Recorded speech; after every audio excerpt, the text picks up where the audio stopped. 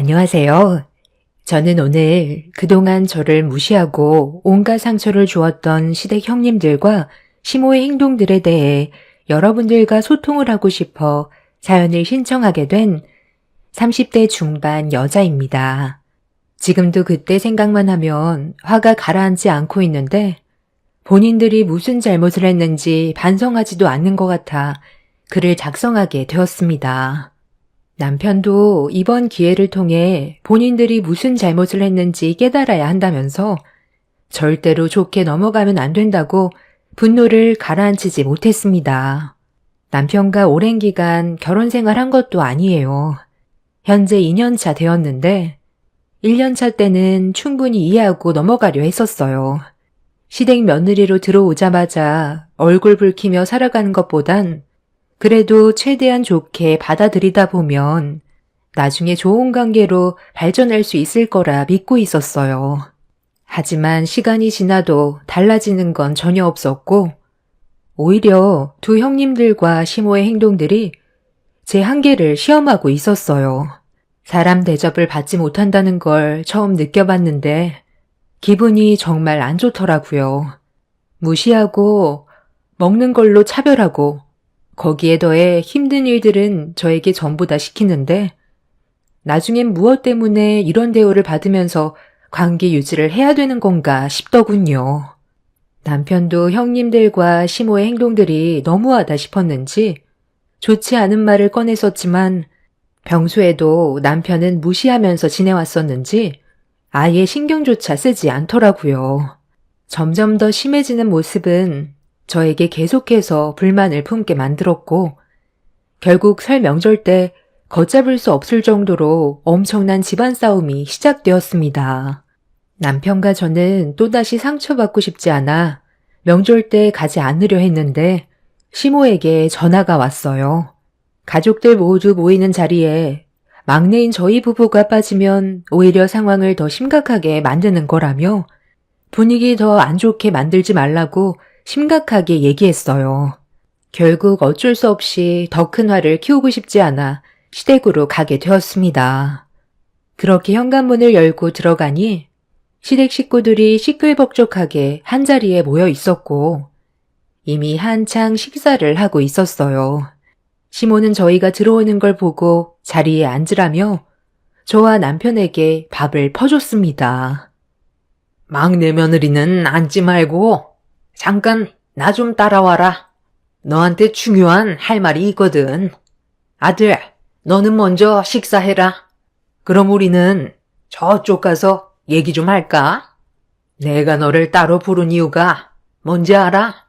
가족들 앞에서 면박 주면 너 기분 안 좋을까 봐 이쪽으로 따로 부른 거다. 아까 상의에 차려져 있는 음식들 봤지? 그거 누가 만든 거 같니? 첫째랑 둘째 며느리가 아침부터 일찍 와서 명절 음식 전부 다 만들어 놓은 거다. 네가 기분이 상했어도 기본적으로 해야 될 도리는 하고 나중에 대화로 풀면 되지. 명절날 오지 않겠다고 고집 부리면 상황이 더 안 좋아진다는 거 모르니? 너는 자리에 앉아서 숟가락만 뜨면 아침부터 고생한 첫째랑 둘째 며느리가 좋은 시선이 나오겠어? 왜 이렇게 생각 없이 행동하는 거야? 너한테 상처되는 말 좀 했다고. 그게 그렇게 서운하디? 이번 일로 또다시 얼굴 붉히는 상황 만들고 싶지 않으니까 여기 화장실 청소하고 나와라. 이 정도는 해야 애들한테 뒷말이 나오지 않을 거 아니야. 다 끝내놓고 밥 먹으러 오면 된다. 제가 오죽했으면 오지 않으려 했겠어요. 솔직히 이번 명절에는 어머님 댁에 정말 오고 싶지 않았다고요. 저는 이 집 며느리가 아니라 그냥 일만 해주는 가정부 같은 역할로밖엔 안 보인다고요. 저는 상고 출신이고 형님들은 대졸이라 차별하는 거예요?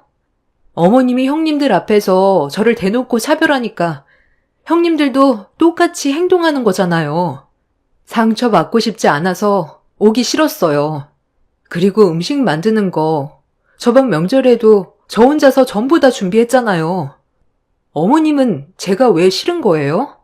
학벌이 안 좋아서 그냥 싫은 건가요? 그이랑 결혼하고 싶어서 허락받으러 왔을 때는 좋게 봐주셨잖아요. 이런 식으로 대하실 거면 애초부터 반대하시지 그랬어요. 상구 출신이 아니라 대졸자로 며느리 뽑으셨으면 됐잖아요. 저도 이런 대우 받으면서 왕래하고 싶지 않아요. 저는 음식 안 먹어도 되거든요. 그리고 말은 똑바로 하셔야죠. 상위에 올려져 있던 많은 종류의 음식들이 어머님이랑 형님들이 아침부터 고생해서 만든 거라고요? 거짓말을 하려면 증거물을 남기지 마셨어야죠. 현관문 앞에 떡하니 시장에서 사온 전집이랑 반찬가게 포장 용기가 그대로 있던데요? 그리고 아침부터 음식을 만들었다고 했는데 그럼 집안 전체에 기름 냄새가 진동을 해야 되는데 그런 것도 전혀 없네요. 이미 만들어 놓은 음식이라 데워 먹으면 되니까 기름 냄새가 날 일도 없었겠죠. 그냥 제가 한 공간에서 같이 음식 먹는 게 꼴 보기 싫어서 화장실 청소시키는 거라고 하세요. 이런 식으로 거짓말하면 마음이 편하세요? 그래. 저기 상위에 올려져 있던 음식들 전부 시장에서 사왔다. 네가 안 왔는데 쟤네들이 명절 음식 만들 거 같니? 너 시집 오기 전에는 전부 시장에서 음식 사서 명절 보냈었다. 그런데 너 오고 나서 집에서 만든 명절 음식이 먹고 싶다며 막내 며느리 음식 솜씨 한번 보고 싶어 하길래 나도 네가 어느 정도로 음식을 만들 수 있는지 확인해보고 싶어서 시킨 거였는데 그게 그렇게 화가 많이 났었니? 우리 집안 며느리로 들어왔으면 내가 시키는 걸 해야 되는 건 당연한 거다. 하기 싫으면 내 아들과 갈라서면 되는 거고 너를 받아줬으면 감사하게 생각하고 시키는 거 군말하지 않고 하면 되지. 왜 이렇게 말이 많아? 밥 먹고 싶으면 화장실 청소부터 하고 주방으로 들어와라. 그리고 내 아들한테 쓸데없는 얘기해서 모자지간 금가게 하지 말거라. 너 오기 전에는 사이가 얼마나 좋았는지 아니? 시모는 한 식탁에서 제가 같이 숟가락 뜨는 걸 싫어했고 자기 아들 얼굴 보고 싶어서 부른 거라는 걸 알 수 있었습니다. 음식 만드는 건 아예 하지도 않았으면서 거짓말을 하는 것부터 시작해서 상처되는 막말을 퍼부었을 땐 기분이 너무 안 좋았어요. 저는 시모에게 제가 왜 그렇게 싫냐고 물어보니 형님들이 상구 출신인 저를 마음에 들어하지 않아 했고 거기에 더해 능력도 좋지 않아 받아주고 싶지 않았었는데 자기 아들이 저를 너무 원해서 어쩔 수 없이 허락해 준 거라는 말을 했어요. 이런 대우 받으려고 남편과 결혼한 것도 아니었고 차라리 관계를 끊어내고 사는 게 좋을 것 같아 상대조차 하고 싶지 않아서 집으로 돌아가려 했는데 시모가 등 돌린 제 어깨를 꽉 잡더니 화장실 청소를 하지 않고 어디 가냐면서 강제로 밀어 넣었습니다. 갑작스러운 시모의 행동에 당황한 저는 남편을 부르려 했는데 이미 밖으로 나가 있었어요. 아주버님들과 차를 타고 어디론가 가려고 움직이는 것 같길래 부르려는데 시모가 제 입을 틀어 막았습니다. 오래간만에 형제들과 만났는데 방해하지 말라면서 화를 냈고 그렇게 차는 출발을 했어요. 저에게 말을 하지 않고 아주버님들과 움직였다는 게 이해되지 않았어요. 분명 저에게 말할 틈도 주지 않고 데려갔다는 걸 짐작할 수 있었고 제가 시모를 뿌리치며 거실 밖으로 나오자 대졸 형님들은 주방에서 저를 보며 음식을 먹고 있었습니다. 결국 참고 참았던 화가 머리끝까지 올라와 쌓였던 불만들이 한꺼번에 터져나왔고 저를 쳐다보던 형님들한테 화를 냈어요. 막내 동서가 화가 많이 났나 보네. 서방님은 내가 보냈어. 요 앞에 가서 술 좀 사오라고 부탁했거든. 남자들끼리 잠깐 시간 좀 보내고 천천히 오라고 했으니까 걱정하지 마. 우리 그이랑 둘째 서방님이 막내 서방님을 끌고 가듯 데려가서 동서한테 연락도 못했을 거야. 핸드폰이 여기 있거든. 동서는 우리가 우습게 보이나 봐. 좋게 말하면 알아들을 줄 알아야지. 상구 출신이라 머리 회전이 많이 느린 건가? 눈치껏 좀 행동해. 막내 동서가 지금 우리랑 겸상할 수준은 아니잖아. 어머님, 이거 어디서 산 거예요? 어머, 저도 집에 가기 전에 사서 들어가야 되겠어요.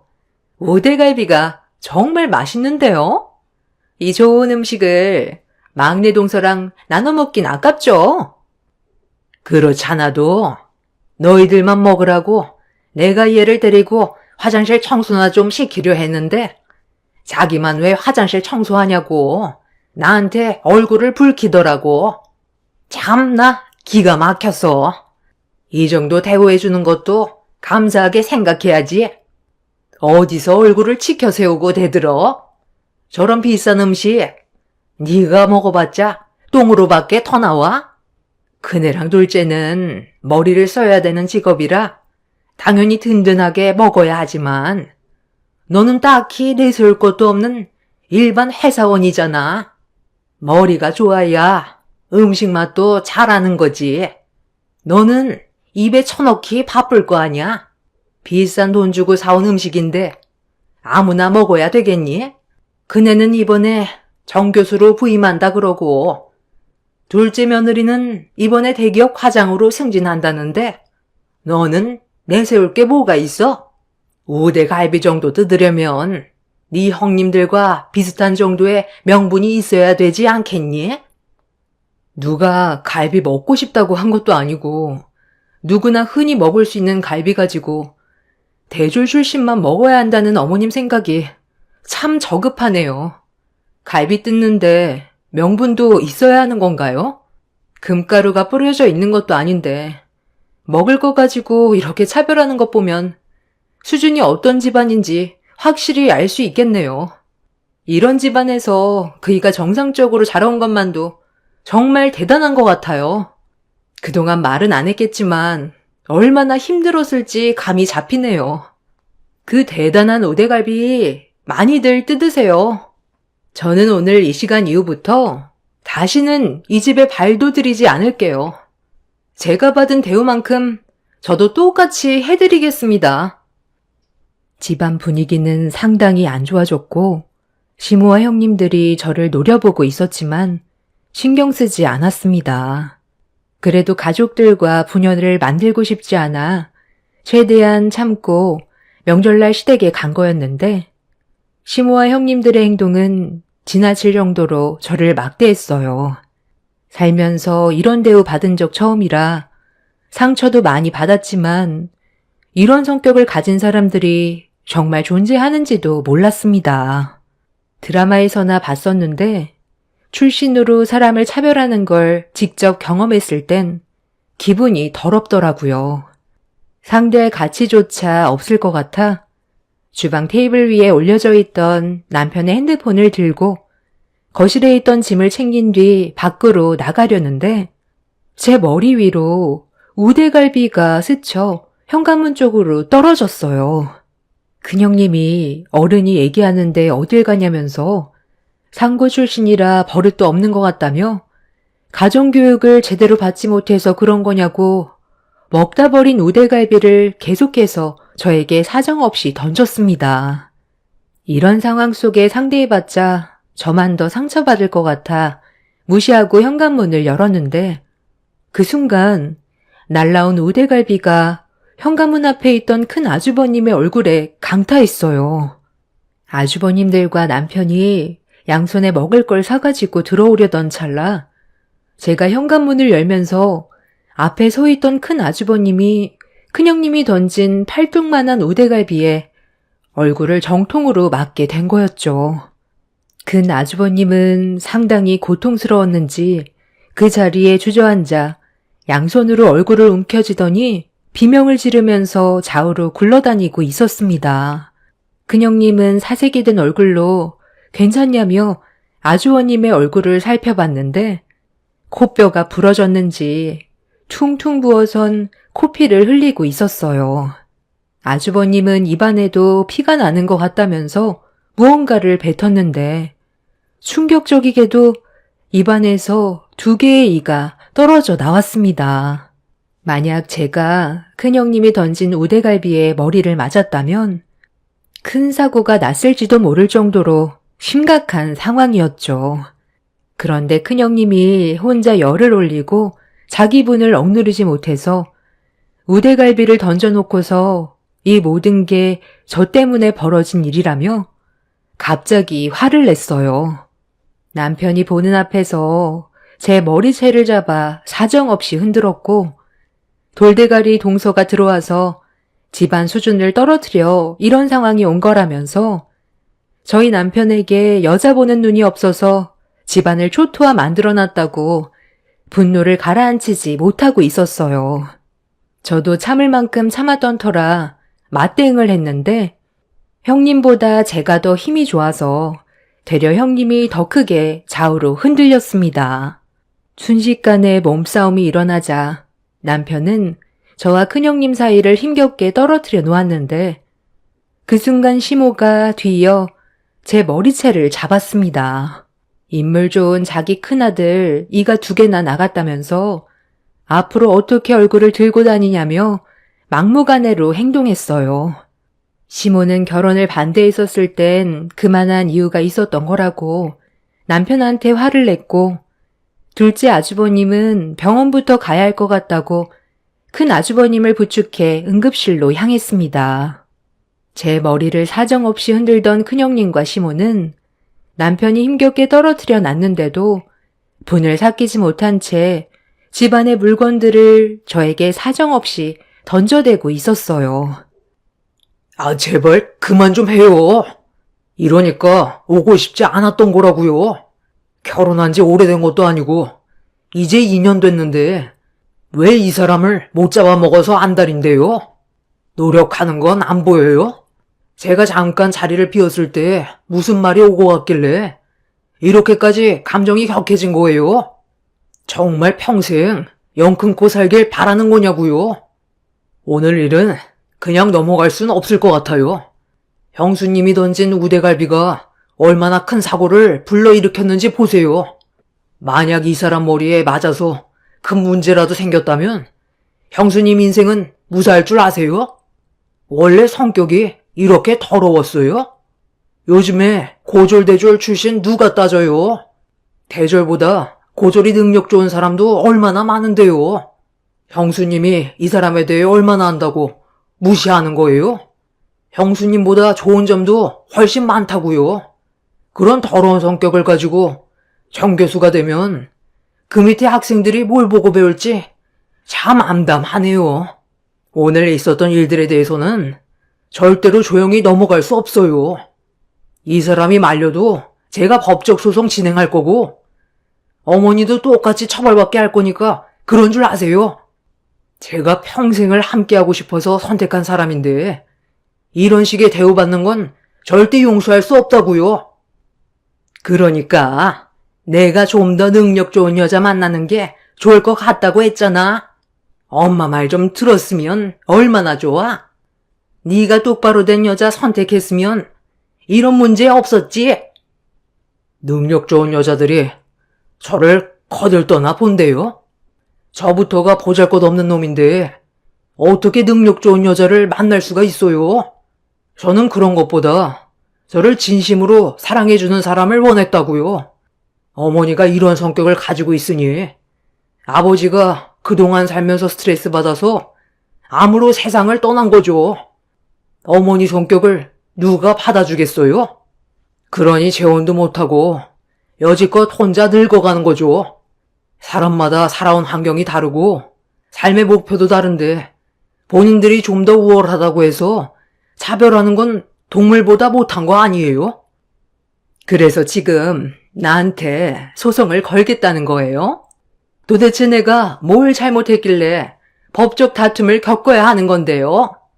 막내 동서가 예 없이 행동했고 나는 어른한테 함부로 대한 행동에 대해 정당한 응징을 주려던 것 뿐이었어요.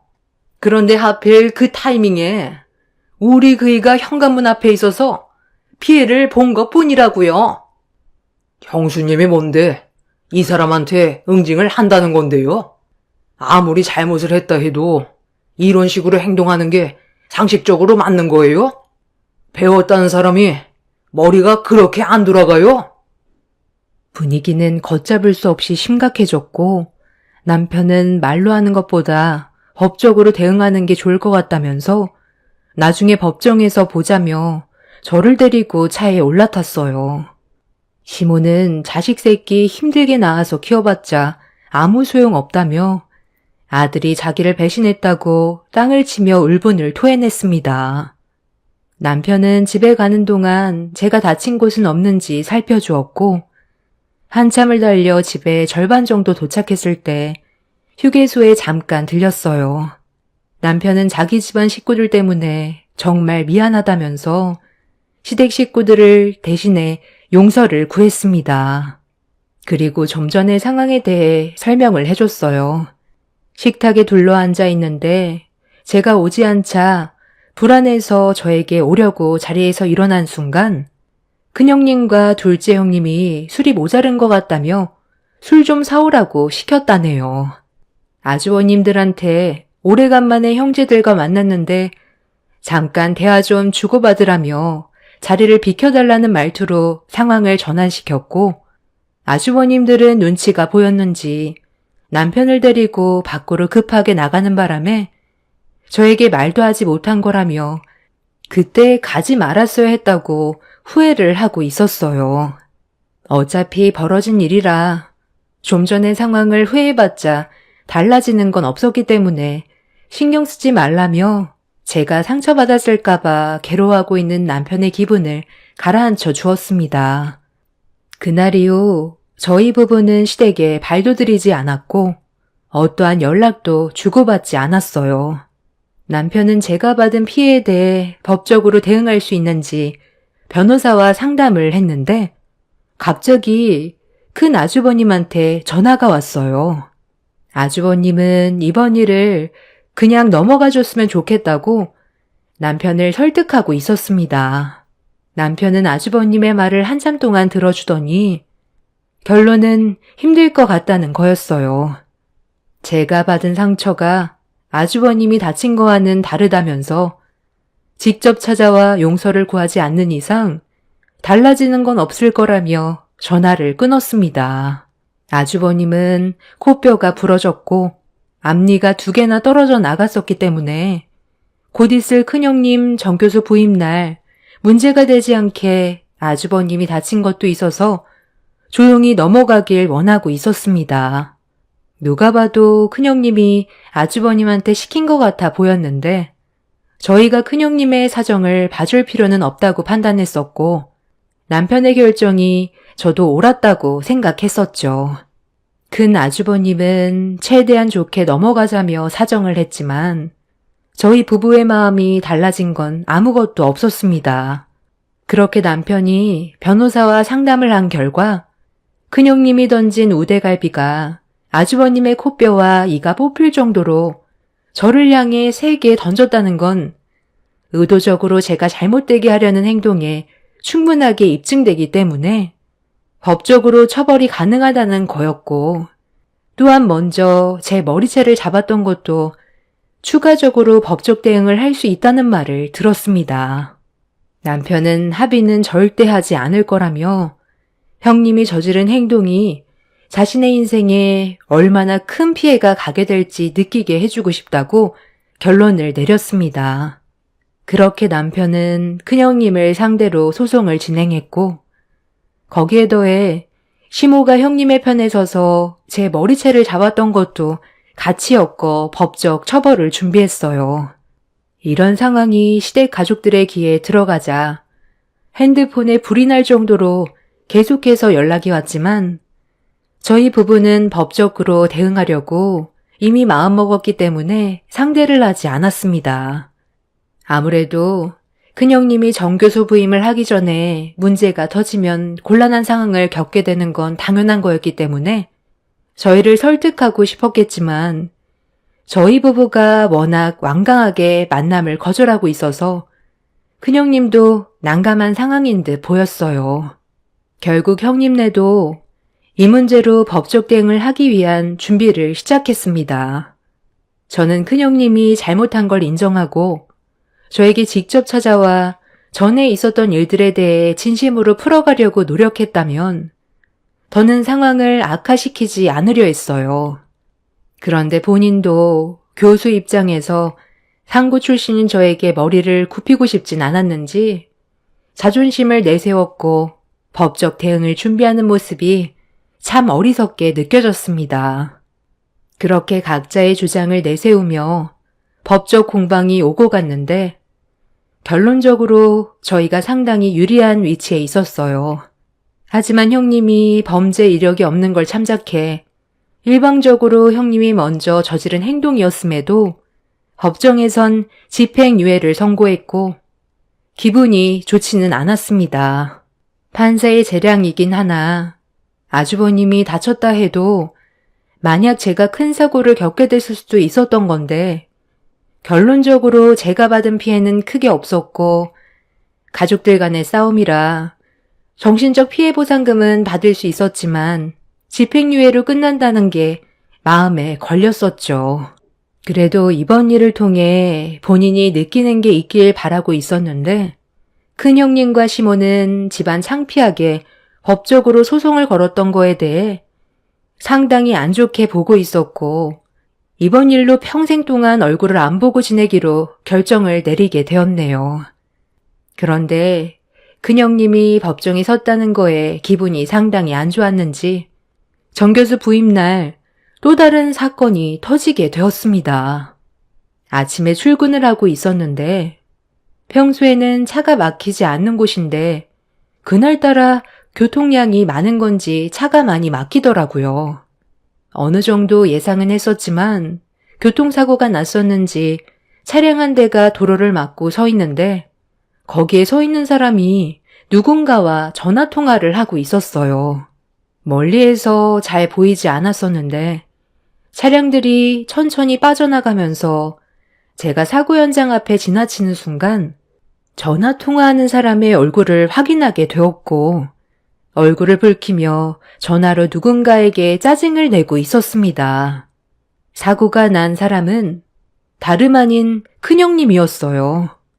그날이 정 교수 부임날이라고 알고 있었는데 대학교를 가던 도중에 횡단보도를 건너는 사람과 접촉 사고가 난 것 같아 보였습니다. 혹시라도 제 얼굴을 보게 될까봐 창문을 올렸고 정체가 되어 있는 상태에서 큰형님의 모습을 보게 되었습니다. 저기요, 크게 다친 것도 없는 것 같은데 일단 사고 처리는 나중에 하면 안 될까요? 제가 오늘 정 교수 부임날이라 시간이 많이 없거든요. 아, 네? 크게 다친 곳이 없다뇨. 지금 다리가 움직이지 않는다고요. 눈을 어디다 두고 운전하는 거예요? 횡단보도 청색 신호인 거 못 보셨어요? 그리고 지금 이대로 가면 뺑소니인 거 아시죠? 사고를 유발했으면 끝까지 책임은 지셔야죠. 지금 교수 부임이 중요한 거예요? 제가 죽을 수도 있었다고요. 저기 학생, 어디 대학생이야? 우리 학교면 내가 앞으로 신경 잘 써주면 되잖아. 왜 이렇게 말을 못 알아들어? 나중에 처리해준다니까. 연락처 주면 되는 거 아니야? 일단 이거 받아. 이걸로 대충 치료하고 있어. 나중에 보험사에서 연락할 거야. 아침부터 바빠 죽겠는데 재수없게 튀어나오면 어떡해? 저기요. 건너는 신호니까 건넌 것 뿐이잖아요. 그리고 지금 저한테 돈을 던진 거예요? 제가 거지예요? 사고를 냈으면 먼저 용서를 구해야 되는 게 먼저 아니에요? 용서는 무슨? 내가 죽을 죄를 지은 것도 아니잖아. 나 지금 바쁘니까 나중에 연락해. 요즘 애들은 왜 이렇게 개념이 없어? 너 같은 게 나라를 말아먹는 거야. 너 혹시 이런 식으로 남의 돈 뜯어먹으면서 생활하는 거 아니니? 딱 봐도 거짓골에 못 사는 집안 같은데 먹고 살기 힘드니까 외제차 골라서 들이댄 거 아니냐고. 왜? 한몫 단단히 챙기려고? 큰형님은 사고로 고통스러워하고 있는 여학생에게 막말을 퍼부었어요. 10,000원짜리 몇 장을 여학생 얼굴을 향해 던진 뒤 나중에 연락하라면서 급하게 차에 올라타 아무런 조치도 취해주지 않고 그 자리를 벗어나 버렸습니다. 이건 엄연한 뺑소니였고 절대로 용서받을 수 없는 행동이었어요. 저는 한쪽에 차를 세운 뒤 구급차가 올 때까지 여학생 옆을 지켜주었고 구급차가 도착해 응급실로 향하는 걸 확인한 뒤에 경찰서에 전화해서 뺑소니를 신고했어요. 그렇게 저는 경찰과 함께 큰형님이 다니는 대학교로 향했습니다. 대학 정교수 부임이 대단한 일도 아닌데 시댁 식구들이 축하해 주려고 전부 모여 있더라고요. 큰형님은 좀 전에 어떤 상황이 있었는지 머릿속에서 지워버린 사람처럼 웃으면서 주변 사람들과 인사를 주고받고 있었습니다. 제가 경찰들과 형님 앞에 나타나자 큰형님은 당황해 하더니 저에게 뭐 하는 짓이냐며 목소리를 높였어요. 저는 차 안에 있었을 때 형님이 어떤 사람인지를 핸드폰에 증거물로 남겨두었고 그 모습을 모든 사람들에게 보여주었습니다. 시댁 식구들은 녹화된 영상을 보곤 할 말을 잃었는지 당황해했고 학교 측 다른 교수분들도 큰형님의 진짜 모습에 많이 실망을 했는지 말을 이어가지 못하고 있었습니다. 많은 학생들과 시댁 식구들이 보는 앞에서 큰형님은 경찰에게 연행이 되었고 큰형님은 본인의 잘못이 아니라면서 경찰들을 뿌리치며 난리를 쳤어요. 순식간에 학교 안은 아수라장이 되었고 이런 상황에선 시모도 도가 지나치다고 생각했는지 큰형님의 편을 들어주지 않았습니다. 그리고 이 문제로 인해 사고를 당했던 여학생 가족들은 큰형님의 행동에 대해 강경히 대응했어요. 법적으로 처벌을 요구했고 법정에서는 형님의 행동에 대해 심각하게 생각했어요. 여학생이 다리에 골절상을 입었고 도움을 요청하는데도 그 모습을 보고도 어떠한 죄책감도 없이 본인의 일만 생각해 그 자리를 이탈한 것에 대해 재판부는 징역 1년 6개월의 형을 내렸습니다. 그리고 이 문제로 큰형님은 교수의 자격이 없다고 판단해 교수직에서 박탈의 위기까지 처한 상태였었죠. 큰형님은 억울하다면서 원심의 형이 너무 무겁다고 항소를 했지만 법정에선 받아들여지지 않았어요. 결국 그 끝은 나락이었고 큰형님의 안 좋은 행실들은 되돌릴 수 없는 결과를 가져오게 되었습니다.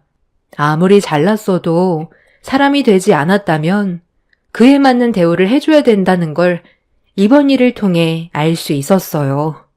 둘째 형님과 시모는 이번 사건으로 많은 걸 느꼈는지 저를 대하는 태도가 확 바뀌었지만 사람 본성 쉽게 안 변한다고 두 사람도 분명 큰형님처럼 대가를 치를 날이 멀지 않았다고 생각합니다. 큰형님의 성격이 제일 고약했기 때문에 먼저 처벌을 받게 된 거지 시모와 둘째 형님도 언젠간 또 다른 사건을 터뜨릴 것 같아요. 지금은 쥐죽은 듯이 지내고 있습니다. 저희 부부는 시댁 식구들과 연락 한 통 없이 안 보고 지내고 있어요. 앞으로도 그렇게 사는 게 저희 가족의 평화를 유지할 수 있는 방법이라고 생각합니다. 그리고 제가 현재 임신 7주 차라 안정을 취해야 되는 상황이라 저희 가족만 생각하기로 했어요. 어차피 저희 부부 없어도 알아서들 잘 살아갈 텐데 엮일 필요는 없죠. 현재 징역 생활을 하고 있는 큰형님이 자기가 뭘 잘못했는지 깨달았을지 모르겠지만 그 안에 있는 동안 정신 좀 차렸으면 좋겠습니다. 상고 출신이던 대졸 출신이던 어차피 똑같은 사람인데 왜 이렇게까지 얼굴을 붉히며 살아야 되는지 모르겠어요. 한 번뿐인 인생, 서로 웃으면서 지내도 모자랄 시간인데 말이죠. 본인이 저지른 행동에 대해 충분히 뉘우치고 앞으로 남은 인생은 정신 차리고 똑바로 살았으면 좋겠습니다. 제 사연 들어주신 분들 감사합니다. 안녕하세요. 저는 결혼 2년차 된 30대 초반 여자입니다. 별로 기억하고 싶지 않았던 순간들을 다시 떠올려 사연을 신청하려는 이유는 결혼을 앞뒀던 예비 형님과 저를 함부로 대했던 시모의 현재 상황에 대해서 여러분들께 알려드리고자 글을 작성하게 되었습니다. 지금 생각해봐도 너무 어이가 없어서 화가 치밀어 오르는데요. 저와 시댁 집안에 문제가 생기기 시작한 건 아주버님의 결혼 발표 소식을 듣게 되면서부터였어요. 아주버님은 양면 테이프 생산직 사업을 했는데 근무를 하다가 날카로운 기계에 손을 다치게 되면서 병원을 찾았는데 거기에서 첫눈에 반한 외과 의사였던 지금의 예비 형님을 만나 끈질기게 고백을 시도한 결과 연인 사이까지 이어지게 되었어요. 아주버님 사업이 적지 않은 매출을 올리고 있어서 예비 형님 집안에서도 결혼을 허락한 상태였습니다. 시모는 그동안 아주버님이 결혼을 하지 못해서 속이 타들어 갔었는데 기다리길 잘했다며 시댁 집안의 예비 며느리가 의사가 들어왔다고 엄청 좋아하셨어요. 저 또한 아주버님이 의사인 여자와 결혼하게 될 거라곤 상상조차 하지 못했었죠. 사람 앞일 모른다더니 누구나 인연은 있는 듯 보였습니다. 그런데 아주버님의 결혼 소식을 발표하게 되면서부터 시모가 저를 대하는 행동은 평소에도 좋지 않았지만 더욱더 심하게 저에게 함부로 했어요. 가족 모두가 둘러앉아 있는 상태에서 시댁 집안에서 제가 제일 하자라며 내세울 것 하나 없어서 어디 인사시키기에도 창피해 죽겠다는 상처되는 말들을 아무렇지도 않게 뱉었습니다. 아무리 제가 시모에게 며느리로서 성에 안 찬다 해도 말이 좀 심한 것 같아 저도 서운한 마음에 불만을 털어놓았었죠. 저 그래도 고등학교 졸업하자마자 바로 취업에 뛰어들어서 열심히 살아왔었어요. 지금은 개인 미용실도 자리 잡아 안정적인 생활도 유지하고 있고요. 어머님도 시도 때도 없이 미용실에 오셔서 머리 손질 받으시고 가시잖아요. 가족 전체가 제 미용실에 와서 관리 받으면서 그런 식으로 말씀하시면 안 되죠. 미용 그거 개나 소나 하는 거 가지고 내 앞에서 지금 명함 내밀고 있는 거니? 네가 우리 집안 며느리로 들어왔으면 당연히 베풀어야 되는 것들인데 관리받는 거 얼마나 된다고 내 앞에서 생색을 내려 하고 있어? 더러워서 너희 미용실에 더는 가지 않으마. 어느 정도 영향력이 있는 그런 직업을 가지고 있었다면 내가 말도 안 하지. 꼴랑 동네 미용실 하나 운영하고 있으면서 뭐가 그리 잘났다고 내 앞에서 불만을 터뜨려? 너는 내 막내 아들 데려간 것부터가 잘못이야. 엄마, 무슨 말을 그렇게 해요? 이 사람도 얼마나 열심히 하고 있는데요. 저도 잘난 직업 가지고 있는 것도 아니고 그냥 일반 회사에서 월급쟁이로 살아가고 있는데 저보단 이 사람이 훨씬 더 능력 좋고 대단한 거죠. 좋은 말 좀 해주는 게 그렇게 힘들어요? 이 사람 기 한번 살려주는 게 어려운 일은 아니잖아요. 우리 집안 며느리로 들어온 지 얼마나 됐다고. 벌써부터 내가 하는 말에 토를 달고 있는데 무슨 기를 세워줘? 그랬다간 이미 나를 잡아먹었을 거다. 우리 집안의 오점인 네가 좀 빠져주면 상당히 좋을 것 같은데 그렇겐 안 되겠니? 큰아들이 의사 며느리 데려오면 분명 결혼 안 한 처자들 수두룩 할 텐데. 내 작은 아들과 엮여주면 얼마나 좋아? 아직 애도 없으니 이혼하고 숙려기간 한 달 지나면 서로 법적으로 남남인데 눈치껏 알아서 정리해주면 얼마나 좋아? 저는 더 이상 시모의 말을 듣고 싶지 않아 자리에서 먼저 일어나 시댁에서 나왔어요. 사람 무시하는 것도 어느 정도지. 시댁 집안 그렇게 잘난 것도 아니면서 의사 며느리 들어온다고 저에게 막말을 가리지 않고 뱉어대는 시모가 너무 꼴보기 싫었어요. 처음에 시댁 집안에 인사드리러 왔을 때부터 저와 남편과의 결혼을 반대했던 시모가 남편의 설득 끝에 결혼을 성사시킬 수는 있었는데 항상 저만 보면 하는 말이 미용실은 남자들한테 꼬리쳐서 돈 버는 직업이라면서 남편을 만나기 전에 몸을 함부로 놀렸던 거 아니냐고 저를 인간 쓰레기로 생각하고 있었습니다. 그러면서도 정말 어이없었던 건 미용실에 갈 일이 생기면 꼭 저에게 와서 관리받고 가셨습니다. 미용을 받으면서도 자기 아들 데려간 거에 대해 감사하게 생각해야 된다는 말을 강조했어요. 지금까지 관리받으시고 비용 처리 한 번도 안 해줬지만 그래도 얼굴 한번 붉히지 않고 최대한 좋게 웃으면서 넘어가려 했었습니다. 며느리로서 베풀면 시모도 언젠간 저에게 진심으로 대해주실 거라 믿고 있었는데 그건 제 착각이었다는 걸 시댁 며느리로 살아오면서 너무 크게 깨달았어요. 그래서 저도 더 이상 시모에게 잘해드릴 필요 없다고 생각했었고 그날 크게 상처받은 뒤로 다시는 시댁에 가고 싶지 않았습니다. 남편도 자기 엄마한테 실망이 컸었는지 당분간 연락하는 일은 없을 거라면서 얼굴을 붉히면서 화를 내곤 제 뒤를 따라 나섰어요. 항상 저를 위해 좋은 말만 해주던 남편도 시모의 행동에 많이 지쳐있는 듯 보였습니다. 남편은 앞으로 속 편하게 살자면서 자기 집안 식구들과 얼굴 마주하는 일은 없을 거라고 더는 시댁에 가지 않기로 확고하게 결정을 내려버렸어요. 그날 이후부터 남편은 시댁에서 오는 어떠한 연락도 차단하고 있었어요. 잘해봤자 돌아오는 건 욕밖에 없었기 때문에 저 또한 2번 다시 얼굴 보고 싶지 않았습니다. 그런데 서로가 어떤 패턴으로 살아가는지 너무 잘 알고 있었기 때문에 연락을 끊었다 해도 그게 얼굴을 안 볼 수는 없더군요. 전화를 안 받아도 시모가 저희 집에 찾아오거나 미용실로 오는 걸 막을 수는 없었죠.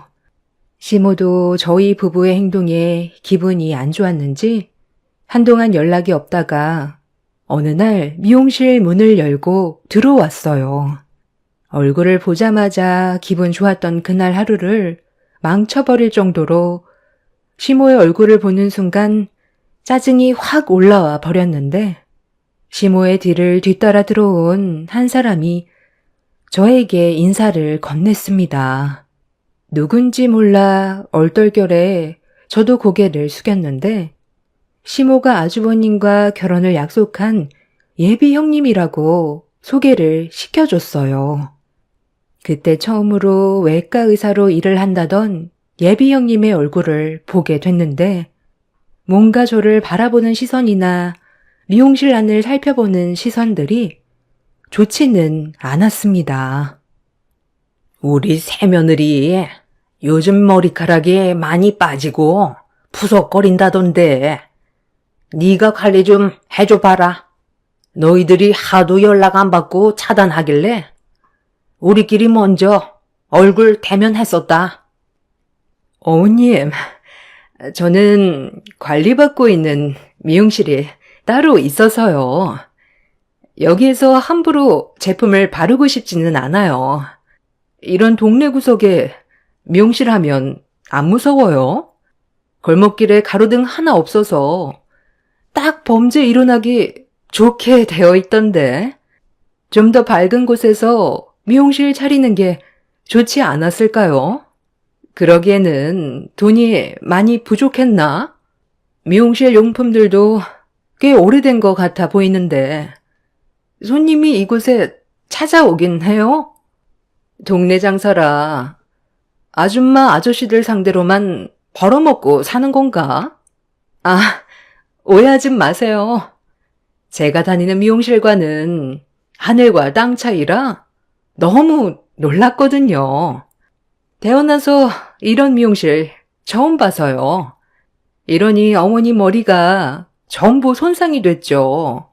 제가 가는 미용실에 조만간 모시고 갈 테니 같이 관리 받아요. 좀 비싸긴 한데 한 번 받으면 다른 미용실 못 간다니까요.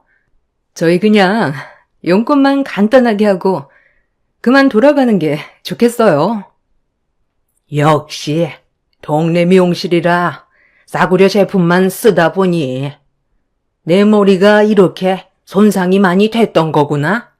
이래서 며느리를 잘 얻어야 한다는 말이 괜히 있는 게 아니다. 사람이 급이 다르니 내가 받는 대우도 급이 달라지는 거 봐라. 너는 이 미용실 계속 운영할 거니? 돈도 되지도 않는 미용실 붙잡고 있지 말고 다른 일 알아보는 게 좋겠다. 여긴 왜 오신 거예요? 볼 일이 있어서 온 것 같은데 할 말만 하고 그만 돌아가 주세요. 저도 오늘 하루 기분 너무 좋았는데 지금 전부 망쳤거든요. 예? 말하는 거 봤니? 어른 알길 아주 개똥으로 안다니까. 내가 이런 대우받고 살아야 되겠어? 내 아들과 결혼시킨 거 지금 땅을 치고 후회하고 있는 중이다. 내가 여기 온 이유는 우리 새며느리 얼굴 보여줄 겸 잠깐 틀린 것도 있지만 이번 주말에 그 캠핑 뭔가 그 여행 가기로 계획이 잡혀 있거든. 너희들도 같이 가야 할 것 같아서 들렸다. 네? 저희가 왜 거기를 따라가요? 그럴 생각 전혀 없으니 알아서들 가세요. 이런 기분으로 캠핑 가고 싶지 않거든요. 할 말 끝났으면 그만 나가주세요. 내가 난리치는 걸 보고 싶지 않으면 조용히 따라가는 게 좋을 텐데. 내가 너를 데려가는 이유가 좋아서 그런 줄 아니? 우리 예비 며느리가 캠핑을 좋아한다는데 시간이 없어서 요즘에 잘 가지 못했다고 하길래 이번 주말에 가족들끼리 인사도 좀 시킬 겸 해서 자리에 모이는 거니 너희들도 무조건 참석해라. 너랑 내가 가지고 있는 안 좋은 감정 때문에 우리 가족이 될 예비 며느리가 피해를 봐서야 되겠니? 이번 기회에 서로 좀 더 가까워질 수 있는 시간이 될 수도 있을 테니 최대한 좋게 따라오는 게 좋을 거다. 내가 직접 움직였는데 가지 않겠다고 고집 부렸다가 괜히 상처받지 말고 무조건 따라오도록 해라. 우리 집안 며느리로 들어왔으면 싫어도 해야 되는 일들도 있는 거다. 그게 아니라면 내 아들과 당장 이혼을 하거라. 너한테 부탁이 아닌 통보하러 온 거니 싫다는 말 할 생각 하지 마라. 의사 예비 며느리 한마디에 직접 움직이는 시모의 행동을 보고 있는데 저를 대할 때와의 차별이 너무 심해 기분이 정말 좋지 않았어요. 그리고 예비 형님 또한 성격이 좋아 보이는 것 같지는 않았습니다. 그렇게 제 미용실에 무작정 들어와 본인들 할 말만 하고 돌아간 뒤 짜증이 밀려온 저는 이 상황을 어떻게 처리해야 될지 남편한테 전화해서 대화를 이어나갔어요. 남편은 신경 쓰지 말라며 어떤 문제로 연락하지 않고 있었다는 거 뻔히 알면서 무슨 캠핑이냐고 예비 형님의 말 한마디면 가족 전체가 움직여야 한다는 것 자체가 이해할 수 없다고 화를 냈어요. 그렇게 열을 올리던 남편은 시모에게 직접 전화해서 상황을 해결하겠다고 저와의 통화를 끊었습니다. 그렇게 어느 정도 시간이 지났는데도 남편한테 연락이 오지 않길래 무슨 문제가 생긴 건지 불안한 마음에 먼저 전화를 걸었어요. 그런데 제 전화를 받지 않고 있길래 점점 느낌이 좋지 않았었는데 그 순간 갑자기 시모가 미용실 문을 열며 들어오더니 붉어진 얼굴로 열을 올렸습니다. 너, 내가 몇 시간 전에 뭐라고 그랬지? 웬만하면 좋게 따라가 주는 게 좋을 거라고 최대한 목소리 높이지 않고 얘기했는데 내 아들한테 곳에 뭐라고 그랬니? 캠핑을 가지 않겠다고 했었다면서 나한테 전화해서 평생 인연 끊겠다고 화를 내는데 얼마나 당황했는지 알아? 그동안 내 아들 키우면서 그렇게까지 화낸 적 처음 봤는데 내가 세상을 떠나도 장례식장에 발도 붙이지 않겠단다. 예비 며느리가 우리 집안 정식 며느리로 들어오기 위해 나도 최대한 노력하고 있는데 그것 좀 맞춰주는 게 그게 그렇게 싫어서 이런 상황을 만들어? 내 아들이 이사를 가겠다잖아. 네가 나를 시험하는 거지? 내가 오늘 미용실을 다 때려 부수는 걸 보고 싶은 거야? 지금 눈에 뵈는 게 없거든. 마지막으로 얘기하마. 캠핑 갈 거야, 말 거야? 너 때문에 내가 왜 스트레스를 받으면서 살아야 하는 건데? 저도 이런 삶 살고 싶은 줄 아세요? 이 집 며느리로 들어와서 그동안 어머님한테 잘하려고 정말 많이 노력했었는데 돌아오는 건 항상 욕밖에 없고 저에게 상처되는 말 아무렇지도 않게 뱉으시는데 그런 말을 들었을 때 제 기분은 어땠는지 아세요? 당장이라도 이 집안과 연을 끊어내버리고 싶었다고요. 그래도 그동안 참고 있었던 건 그 사람이 받을 또 다른 상처가 생기게 될까봐 그게 걱정이 돼서 속으로 참고만 살아왔던 거예요. 저한테 캠핑을 같이 가자고 말을 하는 것보단 먼저 전에 있었던 일에 대해 사과부터 하는 게 우선 아니었을까요? 연락도 없이 무작정 미용실에 들어와서 예비 형님이 원하는 거 들어줘야 한다고 제 기분은 전혀 생각하지 않았잖아요. 저도 사람이고 사랑받을 자격 있어요. 상처받을 만큼 무시당하면서 살아야 될 이유 없다고요. 그래서 끝내 가지 않겠다는 거니? 내 큰아들이 이제야 제대로 된 며느리감 만나서 결혼 좀 해보겠다는데 뒤에서 밀어주지 않겠다는 거야? 네, 가지 않으려고요. 둘이 좋으면 결혼하는 거지. 제가 꼭 캠핑을 같이 가줘야 될 이유는 없는 거잖아요. 아직 영업시간이거든요. 방해하지 말고 나가주세요. 네가 이런 식으로 나온다 이거지? 그래, 알았다. 오늘 아주 끝장을 보자. 여기 미용실 쑥대밭으로 만들어 주도록 하마. 이것부터 때려 부숴야 되겠네. 당장 그거 내려놓지 못해요? 제가 이 사람 미용실은 건들지 말라고 했죠. 캠핑 가고 싶지 않다고 말한 게 상황을 이렇게까지 만들 일이에요? 최소한 먼저 연락을 하고 미용실에 왔어야죠. 아무것도 준비가 안 되어 있는 이 사람이 얼마나 당황스러웠겠어요. 제발 생각 좀 하면서 사세요. 남편이 시모와 전화 통화를 하다가 시모가 미용실로 오게 될 거라는 걸 예상하고 있었는지 급하게 회사에서 미용실로 오느라 제 전화를 받지 않았던 거였어요. 남편이 조금이라도 늦었었다면 아마 미용실은 아수라장이 되어 있었겠죠. 남편 덕분에 큰 화를 면할 수 있었고 시모는 끝까지 미련을 못 버리고 예비 형님이 원하는 캠핑에 저희가 꼭 참석하길 원하고 있었습니다. 절대로 고집을 꺾지 않으려는 모습에 결국 저희 부부를 두 손 두 발 들게 만들어 버렸어요. 남편은 전에 있었던 일에 대해 먼저 사과부터 하라고 강하게 얘기했고, 시모가 원하는 바를 이루기 위해 저에게 마음에도 없는 사과를 하셨습니다. 남편은 이번이 마지막이라면서 다시는 저에게 상처되는 행동을 하지 않았으면 한다고 확실하게 의사를 표현했어요. 저 또한 시모가 더 이상 저에게 상처 주는 행동을 하지 않길 바랐었죠. 그렇게 좋지 않은 기분으로 억지로 가게 된 캠핑장에 도착해서 이것저것 준비를 하고 있었는데 정작 캠핑에 오고 싶어 했던 예비 형님이 보이지 않았어요.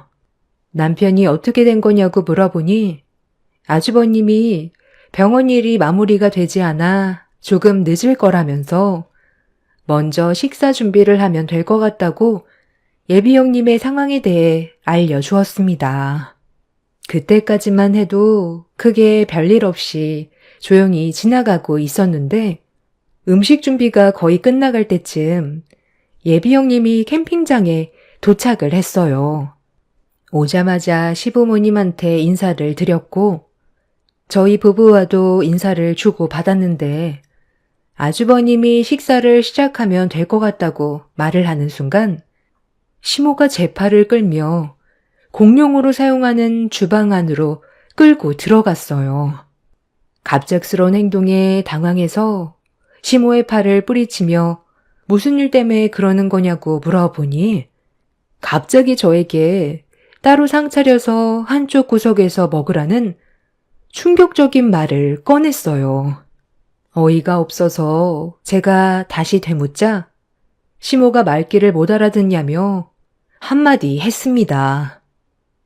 그러니까 음식 준비한 거 저쪽 가서 너 혼자 찌그러져 먹으라는 거잖아. 내 말 무슨 뜻인지 이해를 하지 못한 거야? 무식한 너랑 우리 예비 큰며느리가 겸상해야 되겠냐고. 너를 여기 부른 이유는 음식 준비 때문에 부른 거지. 같은 자리에서 함께 얼굴 맞대고 식사하려고 부른 거 아니다. 내 아들한텐 속이 별로 좋지 않다고 대충 둘러댄 뒤에 간단하게 먹을 거 챙겨서 저쪽 구석에서 대충 먹고 후식이나 준비하고 있어라. 이 자리 주인공은 우리 외과 의사 예비 며느리지? 네가 아니라는 거 잊지 마라. 그냥 옆에서 시키는 거 수발만 잘 들으면 된다는 말이야. 대충 알아들었으면 어서 가서 상 차리는 거 도와줘라. 정말 끝까지 저를 시험에 들게 하네요. 그러니까 저를 캠핑장에 억지로 데려온 이유가 일 시켜 먹을 사람 없어서 그런 거였어요. 제가 없으면 어머님이 귀찮은 음식 준비 전부 혼자 해야 되니까 그 난리를 치면서까지 저를 데려온 거였냐고요.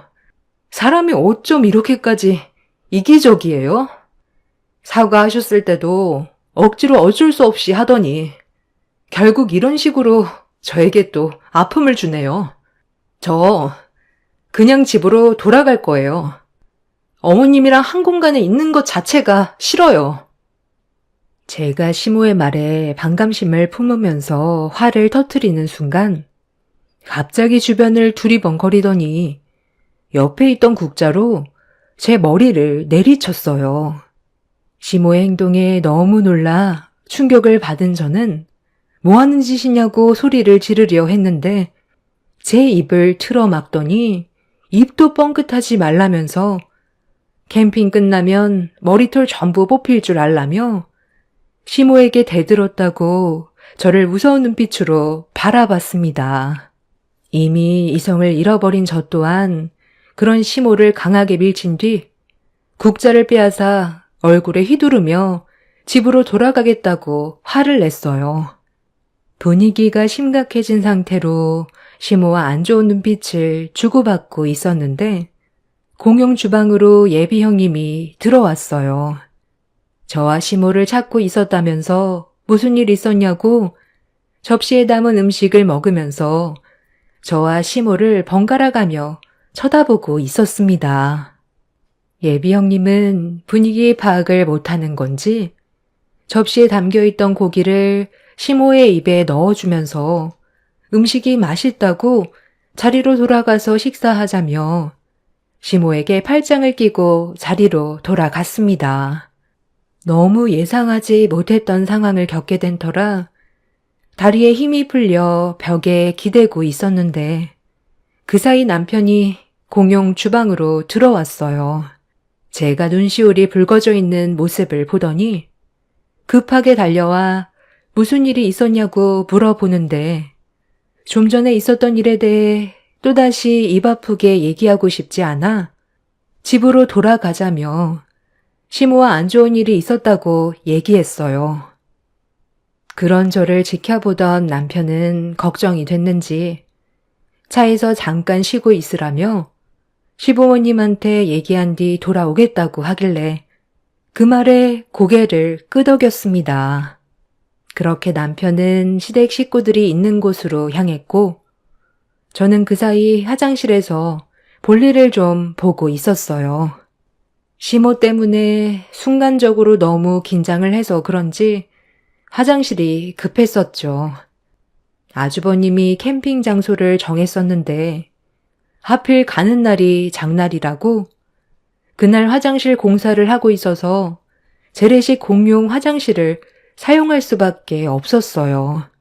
옆에선 화장실 공사 때문에 상당히 시끄러웠었죠. 공용 화장실이 2개밖에 안 돼서 기다리는 것도 그랬지만 무엇보다 위생적으로 좋지 않았어요. 그곳을 최대한 빨리 벗어나고 싶었는데 배가 아파서 화장실에 오래 앉아 있었습니다. 그런데 제 옆칸에서 누군가 노크를 했어요. 화장실이 급해 휴지를 챙겨오지 못했다면서 볼일이 끝나면 휴지 좀 달라는 말이었는데 목소리를 듣는 순간 시모라는 걸 단번에 알 수 있었고 저는 어떠한 대답도 하지 않고 있었습니다. 제가 아무 말도 하지 않고 있자 휴지 좀 빌려달라는데 왜 말이 없냐고 화를 냈어요. 저기요.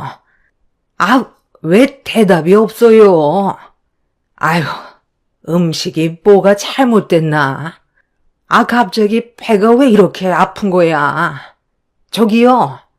지금 볼일 보는 거 다 알고 있으니까 끝나시면 휴지 좀 잠깐 빌려주세요.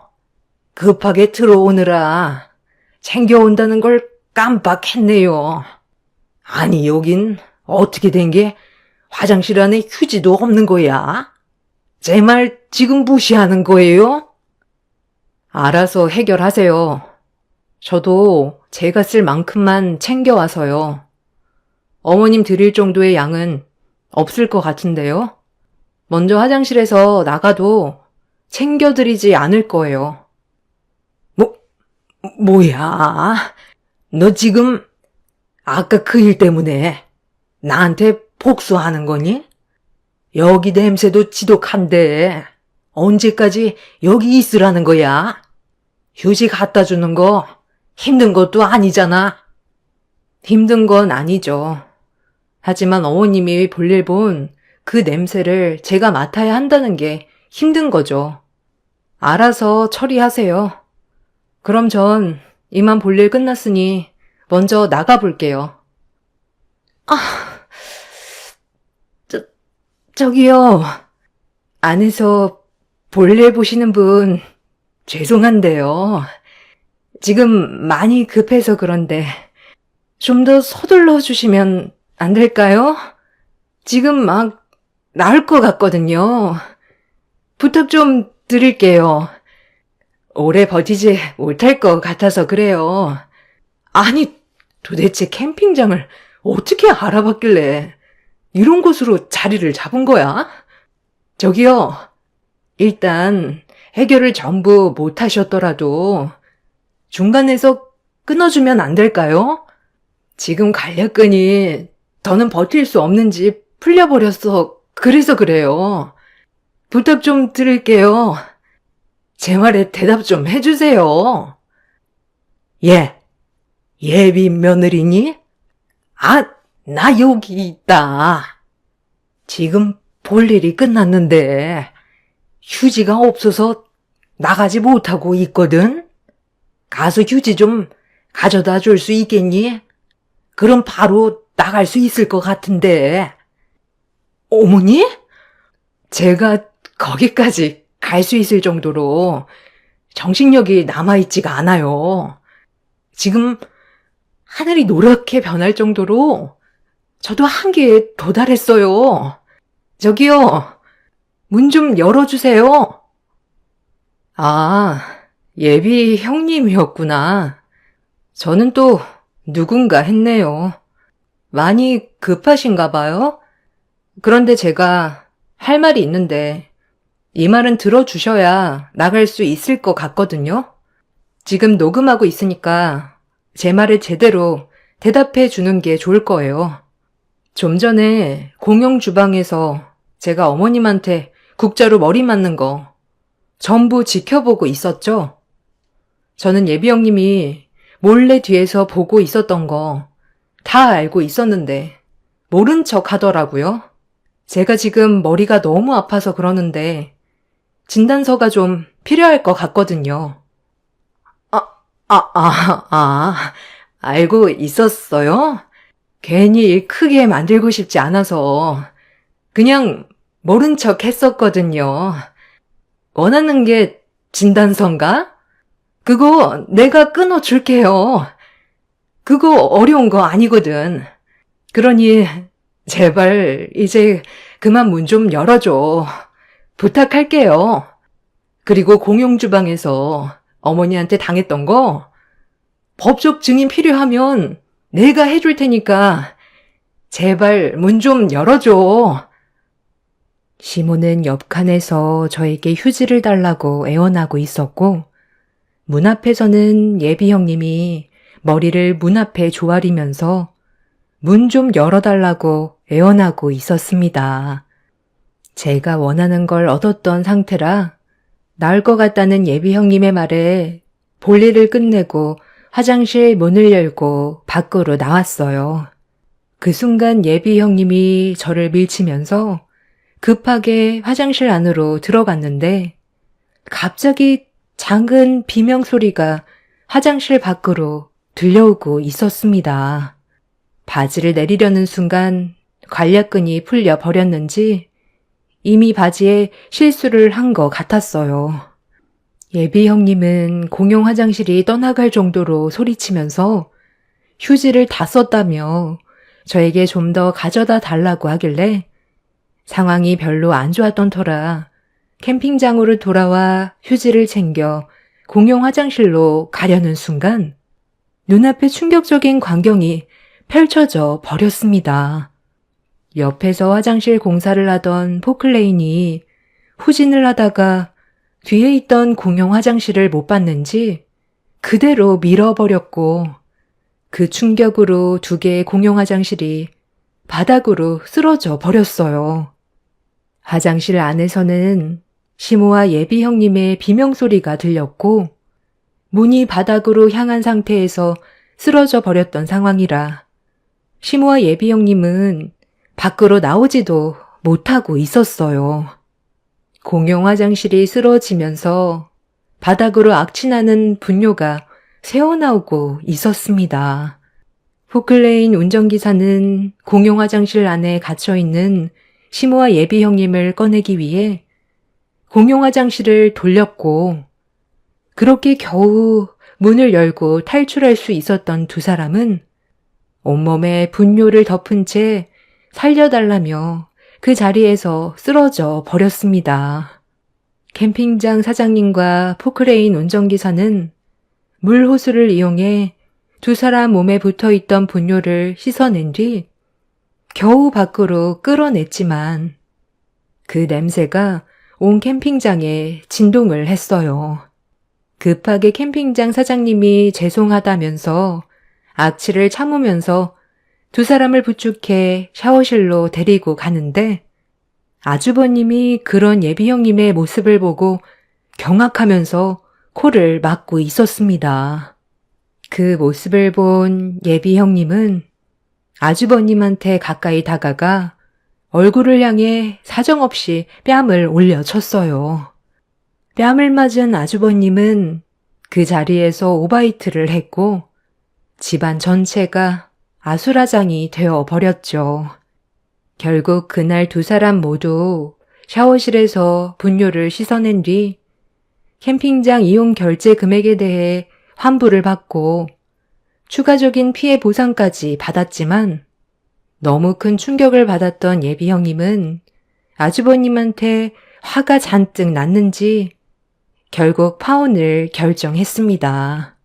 시모는 그날 이후 제가 휴지를 바로 주지 않았던 점에 대해 분노해서 한바탕 난리를 쳤고 저는 예비 형님이 했던 약속과 제가 캠핑장에서 당했던 부분들에 대해 증언을 해달라고 부탁을 했어요. 공용 화장실에 빠졌다는 건 저희 가족들 외엔 아무도 모르던 일이었기 때문에 소문이 나는 걸 원치 않았던 예비 형님은 제 편에 서서 시모가 했던 행동들에 대해 소송을 제기했을 때 증언과 진단서까지 끊어 주었습니다. 농통에 들어갔다 나왔는데도 새 사람이 되지 못한 시모를 절대 용서하지 않을 생각입니다. 제가 받은 정신적 피해 부분에 대해 보상을 제기할 거고 그리고 평생 얼굴을 안 보고 살아갈 생각입니다. 이미 남편과 이사 계획 세웠고 제가 운영하던 미용실도 정리했습니다. 다른 지역에서 새 삶을 살려고요. 인성이 올바르지 않은 사람은 똥통에 처박혀도 바뀌지 않는다는 걸 알게 되었네요. 두 번 다시 시모와의 악연을 다시 만들고 싶지 않습니다. 그래도 그런 상황들이 제 속을 조금이라도 후련하게 만든 것 같아요. 앞으로 살아가는 동안 힘든 일이 있을 때 그때의 기억을 떠올리며 살아가는 것도 나쁘지 않을 것 같네요. 제 사연 들어주셔서 감사합니다. 안녕하세요. 저는 오늘 10년 전에 이혼을 했던 전 남편에 대해 사연을 신청하려고 글을 쓰게 된 40대 여자입니다. 최근에 호텔에 잠깐 볼 일이 있어서 방문했던 적이 있었는데 눈앞에 전 남편과 시모가 호텔을 나오면서 저와 마주쳤고 10년이 지났어도 서로의 얼굴을 잊지 못할 만큼 충격적이었던 과거의 일들이 있었기 때문에 바로 알아보게 되었습니다. 두 모자는 그때나 지금이나 별로 달라진 게 없더군요. 저를 보자마자 온갖 막말을 퍼부었거든요. 지금으로부터 10년 전 30대 초반이었던 제 나이에 남편과 사랑에 빠져 결혼까지 이어졌고 행복한 삶을 꾸려나가기 위해 열심히 살아왔었습니다. 하지만 삶이란 제가 계획한 대로 흘러가지 않는다는 걸 남편과 살면서 많은 걸 느끼게 되었습니다. 상상과 현실은 많이 달랐어요. 남편과 결혼하기 전에도 이 사람과 함께하면 정말 행복할 수 있을지 많은 고민을 했었고 언제나 저를 한결같이 대해줬던 그런 모습이 마음을 움직이게 만들어 이 사람 아니면 더 좋은 남자는 앞으로 만나기 힘들 것 같다는 생각이 들었어요. 그래서 결혼을 결심하게 되었죠. 결혼을 하고 나서 몇 달간은 정말 행복했었고 옳은 결정을 한 줄 알았는데 결혼한 지 3개월이 지나는 시점부터 남편에게 변화가 찾아왔습니다. 저를 대하는 모습들이 조금씩 변하기 시작했어요.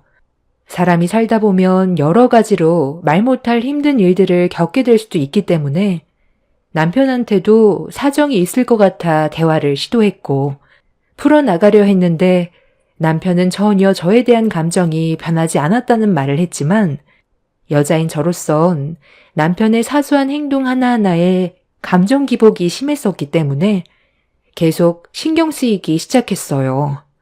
그런데 여자의 촉이 무섭다는 말이 왜 그런지 알겠더라고요. 변하기 시작한 남편의 행동들이 저를 불편하게 만들었는데 어느 날 저녁에 퇴근 후 장을 본 뒤에 집으로 들어가고 있었는데 남편의 차가 아파트 입구 주차장에 주차되어 있더라고요. 보통은 주차를 지하에 해두는데 그날은 지상에 주차를 해뒀길래 좀 이상하게 생각하고 있었는데 남편 차를 스쳐 지나가는 순간 제 뒤에서 남편의 목소리가 들려와 몸이 먼저 반응해 고개를 돌리게 되었는데 남편이 어떤 여자와 함께 웃으면서 차로 걸어오고 있었습니다. 너무 놀란 저는 급하게 몸을 숨겨 둘 사이를 지켜보고 있었는데 남편이 차 문을 열어주더군요. 그리고 남편은 차 시동을 건 뒤에 아파트를 빠져나갔습니다. 다른 여자를 뒷좌석도 아닌 조수석으로 자연스럽게 태우는 남편의 행동은 저에게 엄청난 충격으로 다가왔었어요. 남편과 처음 본 그 여자의 모습이 너무 자연스러웠고 누가 봐도 연인 사이 같이 보였었죠. 서로 결혼한 사이일수록 남녀 관계는 조심할 필요가 있는데 남편이 그 여자에게 대하는 행동들은 전혀 그렇게 보이지 않았습니다. 저만 바라본다던 남편의 또 다른 모습이 너무 실망스러웠고 이 문제를 확실하게 짚고 넘어가야 할 것 같았어요. 갑자기 벌어진 일이라 머릿속이 상당히 복잡했었죠. 집으로 돌아온 저는 남편에게 전화를 걸어봤지만 점점 더 불안해지게 전화도 받지 않았어요. 그렇게 늦은 시간 동안 연락 한 통, 문자 한 통 없던 남편은 새벽 시간이 되어서야 집에 들어왔고 술도 상당히 많이 취해 있었습니다. 더 큰 충격인 건 남편의 몸에서 여자 향수 냄새가 진동을 하고 있었어요. 그동안 볼 수 없었던 모습을 보게 된 상황이라 많이 놀랐었고 남편은 아무렇지도 않은 듯 방으로 들어가려 하길래 소리를 질렀습니다. 지금 몇 시인지 알고는 있는 거야? 새벽 2시야. 전화도 안 받고 내 문자는 아예 읽지도 않았더라. 도대체 지금까지 어디서 뭘 하다 이제야 들어온 거야? 아, 뭐라긴. 이랬지. 오늘 갑자기 야근이 잡혀서 밤늦게까지 회사에서 한 발자국도 나오지 못했어. 야근 끝나고 회사 사람들과 밥 한 끼 하고 집에 들어온 거야. 아, 그래? 내가 그 말을 어떻게 믿어? 몸에서 지금 여자 향수 냄새가 진동을 하고 있잖아. 그리고 회사에서 하루 종일 있었다고? 나한테 지금 거짓말 하는 거야? 아, 무슨 거짓말을 한다고 그래? 당신은 나를 그렇게 몰라? 맨날 회사 집만 반복해서 다녔잖아. 오늘은 회사 일도 늦게 끝났고 직원들 모두 고생했다고 저녁 한 끼 먹으라면서 부장님이 법인카드 주셔서 직원들과 저녁까지 먹고 온 거야. 힘들게 일했는데 그냥 집에 오면 나만 손해잖아. 이 정도는 이해해 줄 수 있는 거 아니야? 남편은 저에게 표정 하나 바뀌지 않고 거짓말을 하고 있었어요. 좀 전에 집 앞 주차장에서 여자와 웃고 떠들며 차에 올라탔던 걸 두 눈으로 전부 목격했는데 회사에서 한 발자국도 안 나왔다는 말을 들었을 땐 너무 큰 실망을 하게 되었죠. 남편은 피곤하다며 방으로 들어가 버리더니 그냥 퍼질러 자더라고요. 제가 얼마나 힘들었는지에 대해서는 알고 싶어 하지도 않았습니다. 갑자기 변해버린 남편의 모습을 보고 있는데 앞으로의 결혼 생활을 어떻게 헤쳐나가야 할지 걱정이 많았습니다. 그날 남편이 술에 취해 세상 모르고 자고 있을 때 차키를 가지고 지하 주차장으로 내려갔어요. 그리고 남편의 차를 찾아 문을 활짝 열었는데 코가 찌를 정도로 차 안에는 좀 전에 남편의 몸에서 풍기던 향수 냄새가 차 안에서도 진동하고 있었습니다. 저는 차 안을 샅샅이 살펴봤어요. 조수석과 뒷좌석에는 갈색의 긴 머리카락이 엄청나게 떨어져 있었고 차 안에서 뭔 짓을 했는지 그림까지 그려지더군요. 남편의 차가 대형 SUV 차량인데 뒷좌석을 눕히면 두 명이 충분히 놓을 수 있을 만큼의 공간이 나오거든요. 좀 전에 봤던 그 여자와 차 안에서 뒹굴었을 걸 생각하니 분노가 치밀었고 향수 냄새에 머리가 지끈거리는데 확인하고 싶지 않았던 블랙박스에 계속 눈길이 가서 녹화되어 있던 영상을 결국 확인하게 되었습니다. 불과 몇 시간 전에 있었던 영상을 확인해 보니 남편과 그 여자는 바닷가로 향하고 있었어요. 그리고 차 안에서 남편과 그 여자가 나눴던 대화를 들을 수 있었죠. 과장님이 빨리 정리해야 나도 부모님한테 말씀드릴 텐데 언제까지 숨기고 있을 수는 없잖아요. 그러다 과장님 와이프 임신이라도 하면 어떡해요? 아이, 임신은 무슨. 내가 그런 복잡한 상황을 만들겠어? 걱정하지 마. 우리 아직 결혼 초라서 바로 아이 가질 생각도 없었어. 나도 서대리 만나기 전까지는 집사람이 정말 괜찮은 여자인 줄 알았거든. 조용하고 스트레스 주지도 않아서 같이 살면 좋을 줄 알았는데 연애할 때와 결혼할 때는 말이 다르더라고. 여자는 무조건 여우 같은 행동을 해야 살만 난다는 걸 알겠더라. 퇴근하고 집에 들어왔는데 집사람까지 조용하니까 결혼 생활이 하나도 재미없더라고. 남편이 퇴근을 했으면 반갑게 맞아주면서 고생했다고 애교로 감정을 녹여줄 줄 알아야 하는데 내가 여자랑 사는 건지 동성이랑 사는 건지 모르겠더라고.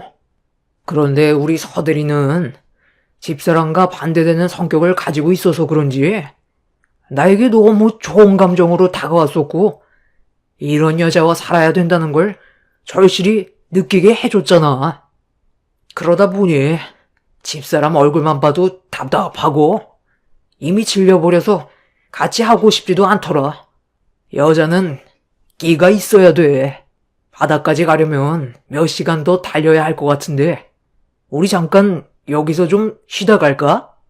서대리 피곤할까봐 내가 미리 뒷좌석 눕혀놨고 자리까지 전부 세팅해놨거든. 여긴 차량도 안 다니고 한적해서 쉬기 딱 좋을 것 같은데. 남편과 그 여자가 나눈 대화는 상상 이상의 충격적인 내용이었어요. 결혼한 지 몇 달 되지도 않아서 남편이 바람을 피웠다는 걸 알게 된 저는 흔들리는 블랙박스와 차 안에서 울려 퍼지는 남녀의 목소리는 결국 피눈물을 쏟아지게 만들었습니다. 이미 남편은 저에 대한 사랑은 없었기 때문에 더는 함께할 수 없다는 걸 알게 되었고 저 또한 하루라도 빨리 이혼하는 게 피해를 덜 보게 되는 일이라 블랙박스에 있던 영상들을 전부 옮겨놨어요. 그날 저는 잠 한숨 못 자고 남편에게 어떠한 벌을 내려야 할지 고민을 했어요. 그렇게 아침이 밝아오고 남편이 출근을 하기 위해 거실로 나왔는데 제가 거실 소파에 앉아있는 걸 보곤 화들짝 놀라더니 왜 이렇게 일찍 일어났냐면서 아무렇지 않은 척 행동을 하고 있었습니다. 제가 전날에 있었던 일들에 대해 기억나지 않냐고 물어보니 무슨 말을 하는지 모르겠다고 저에게 거짓말을 하더군요. 아무것도 모른다는 듯한 표정을 보이던 뻔뻔한 남편의 얼굴을 보고 있는데 당장이라도 찢어버리고 싶었지만 순간적으로 놓아버릴 뻔했던 이성을 억누르면서 최대한 참고 넘어갔어요. 남편은 출근 시간 늦겠다며 서둘러 밖으로 나갔는데 이제는 아예 대놓고 바람을 피고 있었어요. 창밖을 바라보니 전날에 봤던 그 여자를 차에 태워준 뒤 같이 출발하고 있었습니다. 그 여자가 근처에 살고 있다는 걸 그때 알 수 있었죠. 이런 상황 도저히 용납할 수 없어서 저는 그날 회사에 출근도 하지 못하고 시댁으로 향했어요. 시부모님은 이런 사실을 알아야 할 것 같아 찾아가게 되었고, 아침부터 연락도 없이 찾아온 저를 보며 당황한 얼굴로 맞아주신 시부모님은 무슨 일이냐고 물어보시길래 남편의 차에 녹화되어 있던 블랙박스 영상을 재생시킨 뒤 거실 테이블에 올려놓았어요. 시부모님은 남편과 상간녀의 생생한 대화를 듣더니 경악을 했고, 시부는 충격적인 사실에 상당히 당황하셨습니다. 그런데 시모는 이내 침착함을 유지하더니 되려 저에게 화를 냈어요. 남자가 외간 여자와 놀아나는 건 전부 제 탓이라면서 저에게도 잘못이 있다고 했습니다. 너희가 지금 결혼한 지 얼마나 됐다고? 내 아들이 다른 여자와 눈이 맞았겠어? 그럴 만한 이유가 있을 거라는 건 생각 안 해봤니? 이렇게 된 게 오로지 내 아들 탓만 있을까? 영상에서 옆에 타고 있던 여자와 나눈 대화를 들어보면 너에 대한 불만이 가득 들어있잖아. 여자와 사는 게 아니라 남자랑 사는 거 같다잖아. 그 말이 무슨 뜻이겠어? 보통 여자는 애교도 많고 어느 정도 여우 같은 짓을 해야 남자들이 좋아하는데 너는 너무 무뚝뚝하고 조용해서 살맛이 안 난다는 거야. 내가 봐도 너는 너무 사무적이고 딱딱하다. 나 같아도 다른 여자한테 눈이 돌아가겠어. 오죽했으면 이런 식으로 바람을 피웠겠어? 이미 되돌릴 수 없을 만큼 깊은 관계로까지 발전된 거 보니 어쩔 수 없을 것 같네. 이혼해야지. 네가 아침부터 이것 때문에 찾아와서 내 아들한테 한마디 해주는 걸 원했던 것 같은데 나는 반대로 너한테 욕을 한 바가지 쏟아내고 싶은 심정이다. 얼마나 여자굿을 못했으면 남자가 밖으로 떠돌아? 네 시아버지는 여태껏 속썩이지 않고 나밖에 모르고 살아왔어. 그만큼 내가 내조를 잘해왔다는 말이겠지? 그래서 네가 여기까지 찾아온 이유가 뭐야? 내가 뭘 해주길 바라는 건데 내 입에서 아들 자식 잘못 키웠으니 미안하다는 말을 듣고 싶은 거니? 어차피 여기까지 찾아와서 이 영상 보여준 거면 이혼하겠다는 거잖아. 네, 어머님은 좋으시겠어요. 아버님이 어머님밖에 모르셔서. 맞아요. 저 그이랑 이혼할 생각이에요. 제가 왜 아침부터 찾아왔겠어요. 그래도 제가 받은 상처 조금은 헤아려 주실 것 같아서 찾아온 거였는데. 그런데 뭐라고요? 제가 여자 구실을 못해서 그런 거라고요? 어떻게 같은 여자로서 그런 말을 할 수가 있어요? 사람마다 각기 다른 성향을 가지고 있는 거고, 그이가 이런 저를 사랑했기 때문에 선택한 거면 끝까지 책임져야 하는 게 맞는 거잖아요. 저는 뭐 그이한테 100% 만족하면서 사는 줄 아세요? 서로 부족한 게 있어도 최대한 맞춰가면서 살아가는 게 부부잖아요. 그런데 이런 식으로 저 몰래 거짓말까지 하면서 외간 여자를 만난다는 건 누가 봐도 잘못된 행동이죠. 그러니까 그만 이혼하라는 거잖아. 내가 내 아들을 찢어 밟아야 속이 후련한 거냐? 아침부터 기분 잡치게 하지 말고 이제 그만 나가라. 블랙박스에 녹화된 영상에 아직 여자 얼굴은 안 나왔지만 성격을 보아하니 내 아들과 아주 찰떡이네. 너랑 이혼하면 당장 그 여자랑 결혼시켜줘야 되겠다. 이래서 사람 인연은 따로 있다는 거야. 너희들이 어차피 결혼한 지 몇 달 되지도 않았으니까 이혼해도 크게 문제될 건 없잖아. 그냥 인연이 아니었다고 생각해라. 그럼 할 말 끝난 거지? 네. 무슨 뜻인지 충분히 알 것 같네요. 이런 부모 밑에서 자랐으니 그이가 이렇게 형편없이 자란 거겠죠. 그 사람 회사에 찾아가 뒤집어 놓겠습니다. 뭐라고? 지금 이 영상을 가지고 회사로 찾아가겠다는 거야? 너 제정신이니? 집안 말아먹으려고 아주 작정을 했구만. 서로 크게 피해본 것도 없는데 이쯤에서 서로 좋게 갈라서면 되는 거지. 왜 피를 보려는 거야? 위자료 안 주겠다는 것도 아닌데 회사 생활까지 망치게 하면 내가 널 가만둘 것 같니? 너 정말 돌았구나. 지금 제가 눈에 뵈는 게 있을 것 같아요. 지금 당장 회사로 찾아가 그 사람 무너뜨리게 만들 거고 그 사람과 놀아난 그 상간녀도 찢어버릴 거라고요. 그런 식으로 나오면 나도 너를 집 밖으로 내보낼 순 없겠다. 여기서 한 발자국도 못 나가게 할 거니까 당장 그 핸드폰 내놔라. 안에 있는 영상 전부 싹 다 지워버리고 증거물 하나 남기지 않았다면 그때 내보내주도록 하마. 여보, 가서 현관문 걸어 잠가요.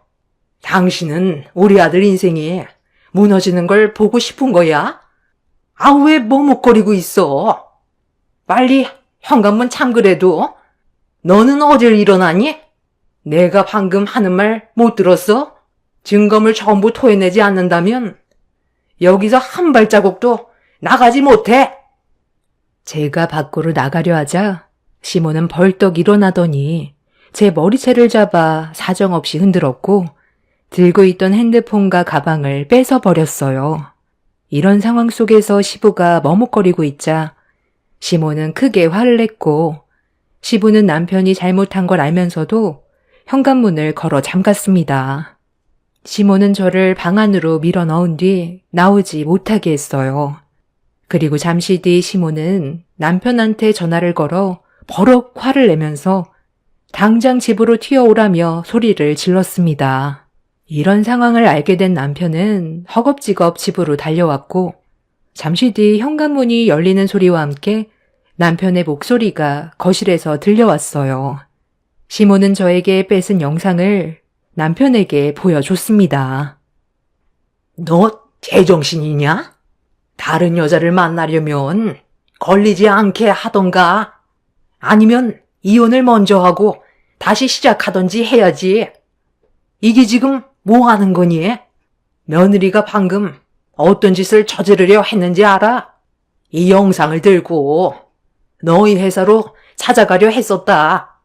힘들게 들어간 회사인데 이런 문제로 불명예 퇴사하면 앞으로 다른 회사 생활하는데 얼마나 지장이 많이 생기겠어. 제발 생각 좀 하면서 행동해라.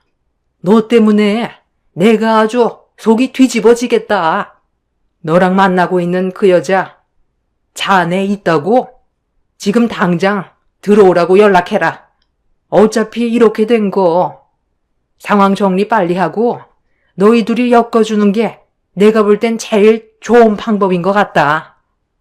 어쩐지 그 사람이 저를 계속 의심하더라고요. 철저하게 숨긴다고 했었는데 이런 식으로 제 뒤를 캐고 있었는지는 꿈에도 몰랐어요. 아, 어차피 이렇게 된 거 이혼해야죠. 그럼 지금 집사람 저 방에 들어가 있는 거예요? 서로 좋게 해결하면 되는 거지. 이런 더러운 방법으로 내 인생을 끝내려 해? 당신은 거기서 절대로 나오지 마. 아, 여보세요? 서대리. 우리 부모님이 지금 들어오라셔. 현관문 열려 있으니까 바로 들어오면 돼. 걱정하지 마.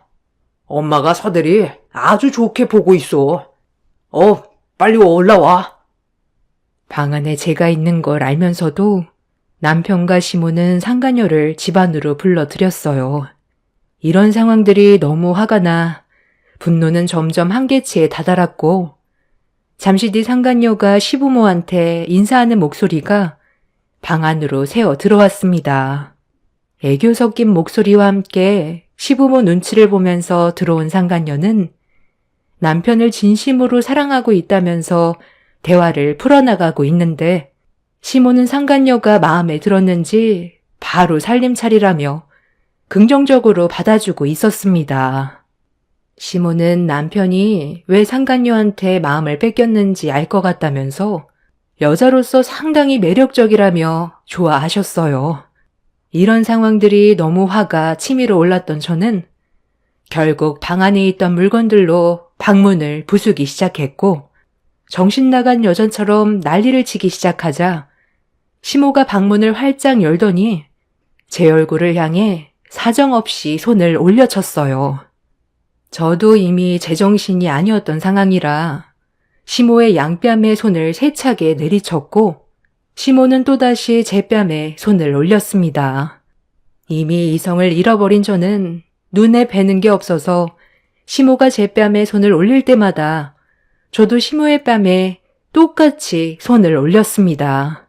남편은 제가 시모 뺨에 손을 올리자 꼴에 자기 엄마라고 손을 올렸다는 거에 화가 났는지 저에게 달려와 강하게 밀쳤고, 상간녀가 보는 앞에서 바닥으로 패대기 쳐진 저는 너무 초라했어요. 상간녀는 이런 상황이 재미있었는지 미소 띈 얼굴로 저를 바라보고 있는데, 그 모습을 보게 된 순간 차라리 모두 죽자라는 생각이 들더라고요. 그 사람들 전부 용서하고 싶지 않았습니다. 정말 그때의 저는 미친 사람처럼 난리를 쳤고, 온갖 시댁 집안에 있던 모든 물건들을 사정없이 전부 집어 던지면서 정신 나간 여자처럼 행동했어요. 동네가 떠나갈 정도로 난리를 치자 주민들의 신고로 경찰들이 출동하게 되면서 마무리되었고, 거품 물며 상간녀의 머리를 한 움큼 뽑아내어 버린 저는 평생을 상간녀라는 꼬리표를 지울 수 없을 거라며 악담을 퍼부었어요. 결국 그날 이후 남편과 저는 이혼을 선택하게 되었고, 제가 가지고 있던 영상은 끝내 남편의 회사에 전부 퍼지게 되었습니다. 남편과 상간녀는 결국 회사에 좋지 않은 이미지를 심어준다는 문제로 퇴사 처리가 되었고, 그렇게 저는 두 연놈들에게 정신적인 손해배상과 위자료를 받아낼 수 있었어요. 그리고 남편과 상간녀는 끝내 결혼까지 했다는 소식도 나중에 접할 수 있었습니다. 제가 할 수 있는 건 전부 다 했던 터라 그 인간들을 잊고 저만의 발전을 위해 살기로 했어요. 그 인간들을 징후하는 시간조차 아까웠고 두 번 다시 마주치지 않길 바랐어요. 그런데 세월이 지나 10년 만에 또다시 제 앞에 나타나는 일이 생기게 되었던 거죠. 호텔에 볼 일이 있어서 잠깐 들렸는데 호텔에서 나오는 두 모자와 다시 한번 마주치게 되었습니다. 이게 누구야? 여기에서 너를 마주치게 될 줄 상상도 못했는데. 그때나 지금이나 초라하고 형편없는 건 똑같네. 그런데 너는 아직까지 자판기 커피 마시냐? 10년 전에도 자판기 커피만 달고 살더니 그 버릇 아직까지 못 고쳤구나. 아, 맞다. 너희 집안이 우리 집안보다 한참 못 살았었지. 그때도 형편이 어려워서 겨우 입에 풀칠하면서 살았었는데 10년 지났다고 달라지는 게 뭐 있었겠어?